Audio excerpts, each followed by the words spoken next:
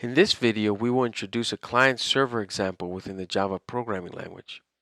This time of day server class adds the exception handling that was and uses the java.util logging package to log errors. Most importantly, it provides the time of day service using UDP datagrams as well as TCP connections. It uses a datagram channel class to receive and send datagrams and also demonstrates how to multiplex the server socket channel and the datagram channel. If we were using the java.io and java.net architecture instead of the Java NIO architecture, the server would have to use two threads. One of these threads would block in an accept method of the server socket channel while waiting for a TCP client to connect. The other thread would block in the receive method of the datagram channel while waiting for a UDP client to send a datagram. Instead, our new I/O server places both channels in non-blocking mode and uses a single thread that blocks in the select method of the selector class.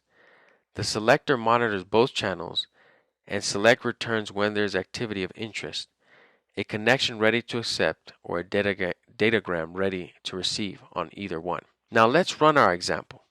First, let's run our server. Right-click on the server class and let's bring up our subcontext menu. Then we'll select Run as Java Application. Recall that our server will accept the connections. Input and output streams are connected to the sockets on the specified ports. The server listens for connections requesting a service. It accepts the connection, does some server-side logic, and sends back a reply or writes a reply. Now let's run our client. Right-click on the source, Run as Java Application.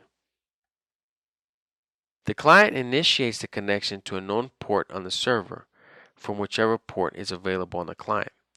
The client sends the request. The client reads the response from the server. Looking at our output here, time in Paris, we can find this logic within our server here. Here's where we construct our date and time. As we can see our output, we can see that our client successfully connected to our server. Our server responded, sending the time of day.